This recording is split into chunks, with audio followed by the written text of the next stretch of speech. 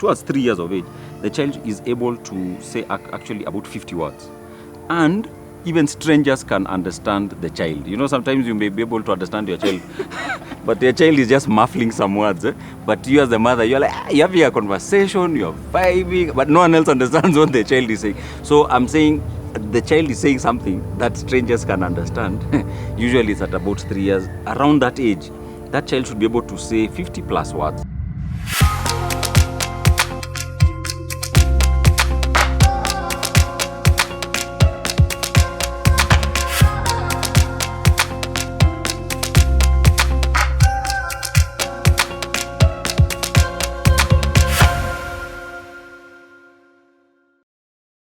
Everyone, I'm Shikonguru on site here at Riverdale Medical Center with Dr. Polly Okello, who is the resident pediatrician here. And I'm here to talk to him about a few things that moms like me have questions about. I have a newborn currently. Well, I was told newborn is only until 1 month, so technically he's not a newborn anymore. So he's 4 months old, and I have noticed he's sleeping for longer stretches at night, thankfully. But so that's one milestone I've witnessed. What are the other milestones, major milestones that babies have in the first, let's say, year? So the main milestones are social smile. So usually that would come somewhere around two months. Then, because initially the baby smile is like, it's like a reflex smile. It's not that the baby is happy to see you. So the baby will be smiling and then the smile disappears. So the parent is really confused, like they're happy and then the baby stops smiling. So they're not smiling because they're happy to see you. They're smiling because it's just a reflex. But a social smile where now the baby is smiling because they're happy, that one comes towards 2 months there. Then neck support also comes at around 2 months, because the baby initially, will not be able to hold their head. So at about 2 months, they're now able to hold their heads. Then after that, the main these are called gross motor milestones or gross motor skills. So, or gross motor development. You'll find the baby should be able to sit with support at about 4 months. Then the baby should be able to sit without support at about 6 months. So 4 months is with support, 6 months is without support. Then the baby may or may not crawl. So some parents wonder, do we get a walker or not? So it's some babies jump the crawling phase, especially the ones who have walkers. Others will crawl. So crawling usually will be at about 8 months, somewhere there. Then standing with support is usually at about 9 months, 10 months. The baby should be able to stand, hold on to something, and support themselves. And then at about 1 year, the baby should be able to walk without support. So those are the main milestones. Yeah, that if there is a delay, then you see, we expect that if the baby is to walk at around 1 year, if at 1.5 years the baby is not walking, don't panic. Don't panic.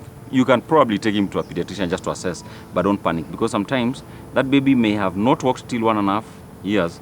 But when they start walking, you cannot keep track of where they are. They are running, disappearing. They're so happy now to start walking. So don't be worried. But if it's going towards 2 years and the baby is still not walking, that would be more of a concern, because it could be an issue. A common thing that can cause delayed milestones, at least in our setup, is rickets. So as we are experiencing the sun now, babies also need sunlight. It's like we're like plants almost. We just need the sun. So if you don't take the baby out after birth, some mothers want to hide the baby in the house till 4 months. You need to take the baby out. Literally, even just after birth, you can sit with the baby outside. And we advise like the mid-morning sun, 10, 11 there. It's a good sunlight, not too direct, for about 10, 15 minutes every day. So if the baby does not get enough sun, especially now we are seeing a lot of these high-rises, apartments, everyone is staying in, okay, not everyone, but many people are staying in apartments, then there's some children that are denied sunlight. If you are not exposed to the sun, you will get rickets. So if the baby is not walking at a certain age, usually we also have to look for signs of rickets in that baby, and then we also do some investigations. That's a very common cause of delayed milestones. But sometimes the baby may have been born with some what we call congenital malformations. Congenital, it means you're born with some deformities. So children who may have cerebral palsy, it's quite common. And if a child is born with that, almost, I would say invariably, they will have delayed milestones because they had brain injury at birth or around the time of birth. So there are several trisomies or genetic mutations that can happen in a baby that can interfere with their development. So any delayed milestones may herald or may signify or point towards some underlying more serious problem that may have been missed when the baby was born. Yeah. So that's how you. So if there's any delay and you're not sure, and that's why we usually say the first year, take the baby to the clinic every month, even if there's no injection to be given, no vaccines, take the baby to the clinic, because that would be an opportunity to pick up issues that may affect the baby's growth and development. And even we actually propose and we tell moms that we need to watch and monitor babies for up to the first 2 years of their life. So it doesn't end at the 9-month measles vaccine. Actually, that monitoring of the child should continue until the child is 2 years of age. Yeah. So a lot of these things could be picked up at that point, and early intervention is always better than late intervention. Right. So, and then things like you've mentioned cerebral palsy. I know autism is also a big concern for parents. What are the, I don't want to say warning signs, but what are the signs moms and dads should look for that should tell them, okay, maybe this child needs to be assessed, whether it's about speech or even about motor movement, like you're saying, especially in kids older than 2 years old who maybe are not going to see the pediatrician every month. Are there some signs that we should look for that should tell us that there's delayed development? Usually, the child in the first year, towards a year of age, the child should be able to, say 2-3 words, mama, baba. They'll be able to mouth something, tata. Then, usually after 2 years, you'll find that the child, in fact, between 2 and 3 years, towards 3 years of age, the child is able to say actually about 50 words. And even strangers can understand the child. Sometimes you may be able to understand your child, but your child is just muffling some words. But you as the mother, you're like, you're having a conversation, you're vibing, but no one else understands what the child is saying. So I'm saying the child is saying something that strangers can understand. Usually it's at about 3 years. Around that age, that child should be able to say 50 plus words. So if you notice, for example, the child is not talking. You go to a social place, you go out, you go to meet your cousins or relatives, and then there are other children there, but the child seems to want to be on their own. They want to stay in a corner somewhere. They don't want to interact with other children, and they hardly talk. In fact, if the child is not talking, that is a quick, like by 3 years, child is not talking, no eye contact. You try to engage the child is sitting on their own and they're focused on one thing. Maybe they're just doing something, some construction, some building blocks, and they can do that for hours, sitting in a corner. You try and engage them, it's like almost like they don't hear you. Then you ask for something, they are not responding in the way you'd expect. Then they're not talking. No eye contact, no communication, like they're not talking, and then they are solitary, they're not social, they're not socializing the way you'd expect, and they're not playful, they're not playing with other kids. Usually it will not be a bad idea to have that baby or that child reviewed by a pediatrician. It's not a bad idea. So we expect by 3 years, most children will be talking. Yeah, that's really what is expected. So if that's not happening, I think it's worthwhile to get a pediatrician to have a look, and then if there's any further, because at least that will give you a basic evaluation, and if it is discovered that the child has a speech impairment or a speech developmental impairment, then you see the child might need a speech therapist.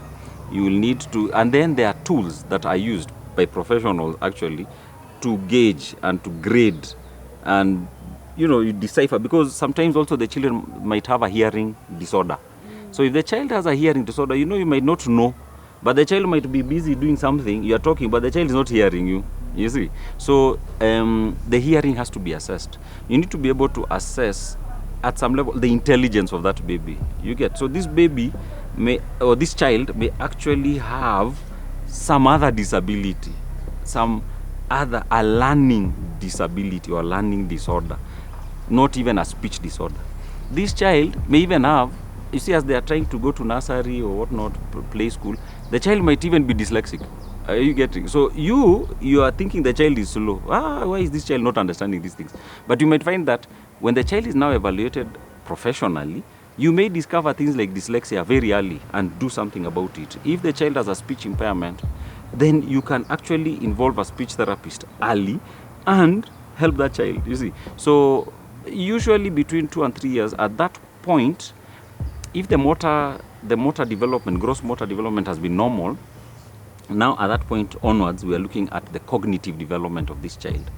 And all this is usually related to the neurological makeup, the neurological function of that baby. So sometimes you find a genetic component, autism and a lot of those disorders that can affect speech, can affect socialization or learning.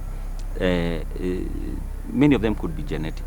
So at that point, it's good to also get a history, a family history of previous cases of autism, for example, or any person in the family who may have had a learning disorder. Or you see, so it's like, in short, if you're not sure, I've seen some parents are in denial. So I have also had to interact with some parents who, you really need to like see a neurologist, a pediatric neurologist, or you really push them, but they are really resistant because I think there's still a level of stigma. There's that stigmatization of any child who may have, so even they don't want to say the word. If you say autism, it's like when people want to run into some corner, and then you say, but it's better, let's find out if this child may have this, because we would be able to help them. You get? So I think also as a society, we need to get out of that stigma of some of these conditions that may affect the normal development of speech, for example, or other, learning, speech, socialization. There are so many other things that, you can pick up at around 3 years of age. Yeah. And you mentioned the role of the parents, which I think is really important. So what can parents do to help their babies, their toddlers, their kids meet these developmental milestones, or what are some of the early interventions that we as parents can initiate so that our kids hit the milestones or get help when they need help? Yes, so in terms of the development, for example, of speech or other issues that have to do with like soft skills, the socialization of the child, etc., the parents actually play a very integral role because they are the ones with the child all the time. Even if you take them to a professional, you probably would have 1 hour or half an hour, 1 hour with the professional, but you are the one at home with the child. So it would be things like reading. You should start reading early. You can even start reading to the baby when they are months old. You don't have to wait for them to go to nursery. You can start reading a book to them. And you start associating a picture and a word. So you say ball. So they see the ball and then you start seeing ball. Then slowly you start now reading a small story. So and so, Peter and Jane. I grew up with Peter and Jane. I don't know if you know that book, but Peter and Jane. Wow, I was like Peter and Jane. I had like all the books of Peter and Jane. So it's like you start reading Peter and Jane. A page has like 3 sentences. Peter met Jane. Okay. Peter and Jane went to play football. Something, yeah? So it's like that can already begin very early on, so that the child already starts, associating things, and you're trying to build the child's ability to talk and to know and associate things. Another thing is you should be careful as the child is learning to talk. Some parents want to correct the child immediately if they pronounce something wrong. Some children can start stuttering. So stuttering is another issue, or stammering. So it's like the child is that you get, and then many times that has to do with anxiety. So you see, if there's another child in the family, usually they may start laughing at that child. They start laughing, or if that child has gone to school, then they are picked on, kids are laughing. So now that makes the stuttering even worse. So usually now, you need to now develop confidence in that child. And with time, also speech therapy works for stutterers. So with time, you find that the person now is able to identify those things that start making them anxious before they say a word, and maybe even avoid that word, maybe try and replace it with another word, and just build their confidence. And you'll find that the problem can go. So it is to encourage, to always encourage, and not, point fingers and expect, like, by this age, and then another thing parents do is they compare children. So and so started walking when they are 1, look at you. So and so started talking when they're 0, now you can't even talk. You get? So some parents now, the mistake they make is they compare the children. So I would say that every child is unique. So don't compare. Don't say, but this one was doing this. Even another thing is bedwetting, I would say. So you'd expect toilet training. I guess that's for another day. But I'm just saying. So sometimes parents come and say, this one is 8 years. Can you imagine you're still wetting your bed? And this one stopped at 4 years. You get, wow, that one was wetting the bed. And then when you ask the parent, you might find the parent was wetting the bed even in university. And they are making noise for that child. Are you getting? So it's like, I think also as parents, we need to, in fact, maybe the dad is stuttering even as we are speaking. The dad is stuttering, explaining about the child stuttering and blaming the child. Then you're like, hey, dude, have you listened to yourself? You are stuttering. But anyway, so there's that whole thing of guys coming together and constructively managing that thing. There's the role for the parents, and then there's the role for the professional. So the parents need to be encouraging. That's the most important thing. And then if they find something wrong or something they feel might be wrong, they should seek help. Yeah, and not be in denial or not fall under that, stigma that, they don't want to expose the child because of that fear of what others will say. Yeah. Thank you so much. Once again, that was Dr. Polly Okello, resident pediatrician here at Riverdale Medical Center.